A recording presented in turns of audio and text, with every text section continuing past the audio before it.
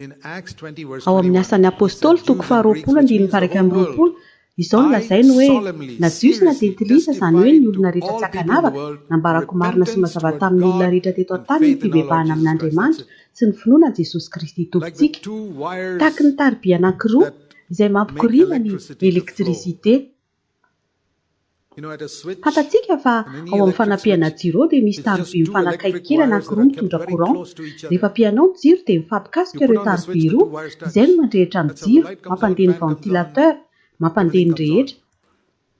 Kanefa tsy afaka manao an'izany amin'ny taribia iray fotsiny ianao. Tsy afaka mikoriana ao anaty taribia tokana mihitsy ny elektrisite. Vatany vao mifampiasoka kosa ireo taribia roa avy hatrany dia tonga ny jiro, mandeha ny ventilateur. Noho izany ny fibebahana sy ny finoana. Raha mandeha tsirairay dia tsy mahavita ny inona. Raha fibebahana mandeha irery fotsiny ny ianao, tsy ho voavonjy ianao. Raha finoana mandeha irery fotsiny, tsy ho voavonjy ianao. Amin'izao androizao anefa dia mampalahelo fa be dia be ny mitoro hoe finoana fotsiny dia antsy. Izany no mahatonga ny olona be dia be voavonjy. Mitovy amin'izany ihany koa ny fibebahana fotsiny dia tsy mahavonjy olona fa fibebahana